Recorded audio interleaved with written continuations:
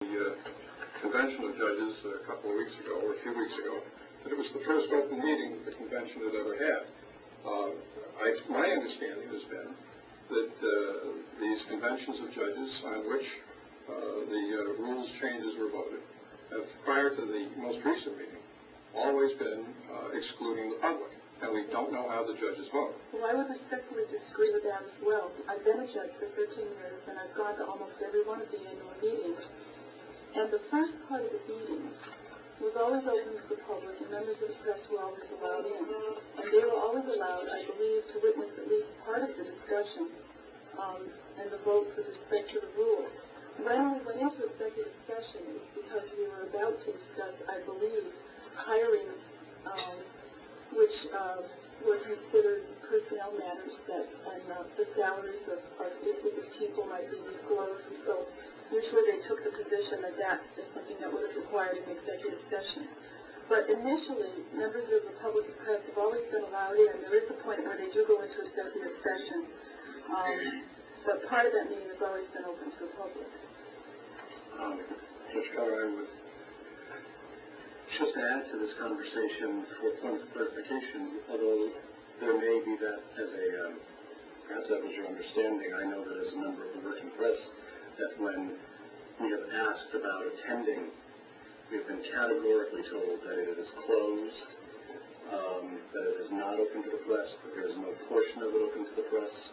The judges may have tried to operate in secret, but I know of no instance where we've been allowed it.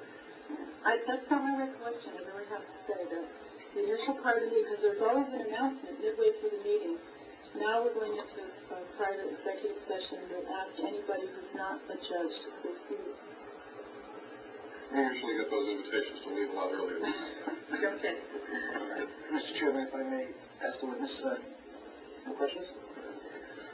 Well, Mr. Powell, you're here representing the Connecticut Council on Freedom of Information. Perhaps people who are on our commission in Washington don't know what the council is. Could you please describe it? It's a group of largely journalists and former journalists, though there's some other people involved with it. And we advocate openness in government and maximum possible freedom of information. We write about FOI issues. We try to mobilize the public on behalf of open government, and we'll make contact with legislators from time to time. If my recollection serves me, the council has asked the legislature on several past occasions to introduce a constitutional amendment with respect to what you're talking about today. I think it would be very helpful to this commission if you could submit a proposed constitutional amendment for the commission to consider, if you have access to that. We did have some text, and I'll email it to you. We did persuade the GAE committee, I guess a year or two ago, to approve a constitutional amendment which fully recognized the authority of the legislature and the governor to make laws applying to the openness and accountability of the courts. GAE has passed that amendment once and did not pass it this year.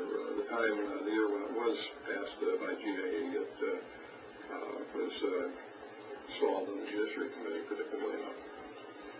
But I would be, I think, helpful to this commission to have a draft of what you're proposing, rather than just the comments and arguments in favor of it. I will gladly email you the text that we gave to GAE.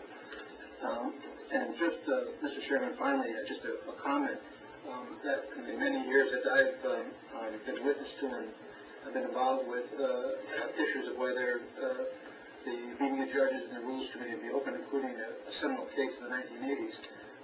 I don't think there was any occasion where the Rules Committee had, in fact, been open to members of the public for any purpose. And I believe the testimony before the Freedom of Information Commission was that it was not allowed.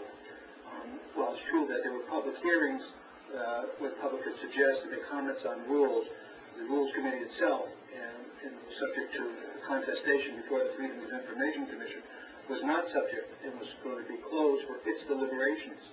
so that the final products of rulemaking were secret, if not the entire process. I think that's what's at issue, at least procedurally. I know that's not what Mr. Powell was testifying to. He was testifying to the powers that go beyond it, but I think based upon my experience, it has been substantially closed. If I could add, it's something that I think is terribly offensive to me as a citizen. We're talking about conduct in office of judges. They are voting on rules, and we can't find out how they vote.